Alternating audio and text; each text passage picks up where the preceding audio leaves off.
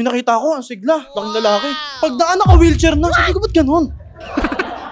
Kinausap lang ni Doc, hindi na nakalakad. So, I notice patterns. Lahat ng galing ospital, paglabas stress. Kailangan alam ko lahat ng problema nung dadaan para matulungan ko sila. Mamumuhunan ka. If it is the right state, right conversations, right environment, lumalakas talaga siya. Kasi sir, kahit sabihin ko lang, wala eh. Kasi hindi yung boses ko yung magpapagaling sa'yo. Yung paniniwala mo at yung produkto. They don't need medicine. They need hope. They need faith. They need someone to talk to. Don't focus on the money. Focus on the process and the research. Because if you lack the money, you lack the information needed to get the money. You lack attention, you lack energy. So focus ka lang doon. Hanggang sa lahat na ng patterns nakuha ko na, isang tingin ko lang, diabetes. What? Ano mas masakit? Na-reject ka ng 100 in 30 minutes? O na-reject ka ng isa, bumiyahe ka ng 10 oras?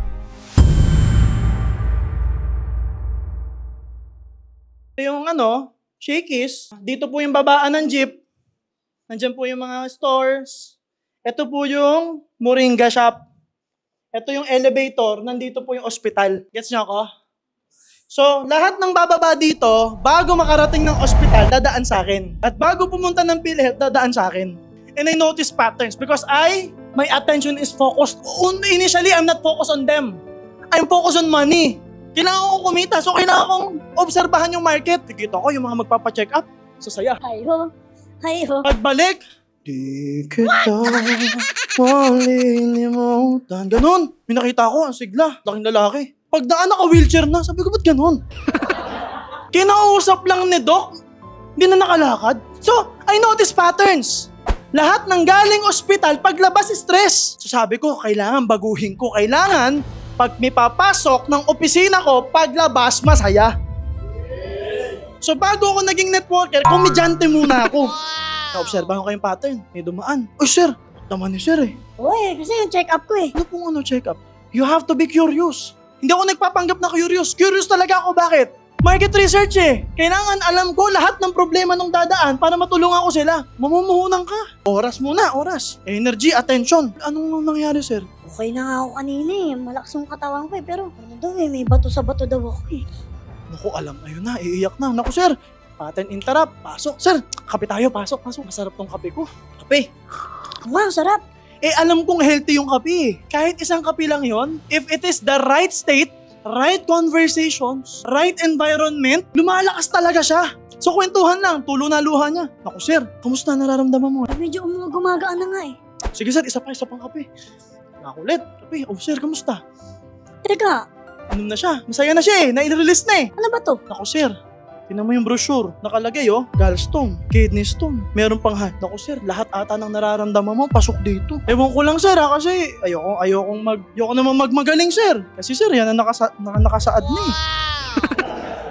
Paano ko malalaman kung totoo to? Naku sir, gusto mo malaman talaga yung paano ka makakasiguradong effective yan sir? Oo, gusto mo malaman. Talaga sir? Oo. Try mo. Kasi sir, kahit sabihin ko lang, wala eh. Kung sasabihin ko lang, wala sir. Kasi hindi yung boses ko yung magpapagaling sa'yo. Yung paniniwala mo at yung produkto. Titigan mo sir. Kumari, ito yung product. Titigan mo. O, di ba, bibilhin mo na?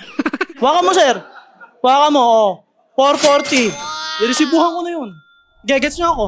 Bakit? Sure akong mas mahal reseta niya eh. They don't need medicine. They need hope. They need faith. They need someone to talk to. Gets? Na-perfect ko yun. To the point, na sir, naharang ko na, sir. Papacheck up kayo? Naku sir, may challenge ako sa'yo. Pag dumaan ka mamaya at stress ka, kailangan bibili ka ng products. Kasi hindi maganda check up. Malakas ako eh. Naku sir, okay, pustahan. Pero pag masaya ka pagbalik, may libre kang kape sa akin. Pag malungkot ka, bibili. Wala pa rin lusot. Kasi pag bibili ako ng libreng kape, mag-uusap pa rin kami. Kasi naging ganun na yung vibes ko eh. So, harang, pagbalik, malungkot. Wala, talo ko, bibili ako. Hayaan mo sir, dahil gusto kitang talungan, may libreng kape ka pa rin. Kasi kahit naman anong mangyari, pakakapihin ko siya, di kape. Eh di yung isang bibilhin niya, naging 2 paros at lips pa. Kaya pag tambal, bumabalik, meron ko isang kliyente dati, lalaki. Ang dami niyang problema, pagbalik sa akin. Ano mo, ikaw, dinagdagan mo problema ko eh. Sabi sa akin, bakit sir? Buntis ko yung misis ko eh. Yun naman inaasahan niyo pero Grabe, no? Okay pala to. Ano nga ulit yun? Yung ano? Yun. Gusto ko yun. Bili. Di, alam ko na ngayon, pag lalaki, roots. It's constant research. Don't focus on the money. Focus on the process and the research. Because if you lack the money, you lack the information needed to get the money. You lack attention, you lack energy. So focus ka lang doon. Hanggang sa lahat na ng patterns nakuha ko na, isang tingin ko lang, diabetes. Alam ko na yung lakad. Alam mo yun? Di ba yung lakad ni Dante? What? Toxic na kumpanya, gano'n. Dumating ba yung point? Challenge ako. Dumating ba yung point? Rejection. Tanong, yes or yes? Of course, rejection is normal. Yung rejection namin, harapan. Okay? Kung sa cellphone ka na-reject, that's not rejection. That's discovery. Na-discover mo lang na hindi siya bibili. Nagigis nyo ako? Example lang. Gawin nating technical. Let's just say you run ads to get traffic. Tama? Tapos may magkiklik. Walang bumili. Nasasaktan ka ba? Konti. Pero ano masakit? Hindi naman yung rejection eh. Yung binayad mo sa ads. Pero wag ka. Minsan sa 5,000 binayad mo, wala ng rejection. 50,000 rejection yan. Diba? 100,000 impressions. Pag tinignan mo analytics, ito nang reject sa'yo. Pero saan ka bad trip? Dito. Yun yung may meaning sa'yo eh. Gets nyo ba ako? Ito, hindi mo binigyan ng meaning. Bakit? Hindi mo naman nakausap eh. So anong difference niyan doon sa chinat mo tapos binlock ka? Wala. In reality, panalo ka nga eh. Wala kang gastos. Sipin mo na-reject ka, hindi ka nagastos. Nice. Samantalang panahon ni mama.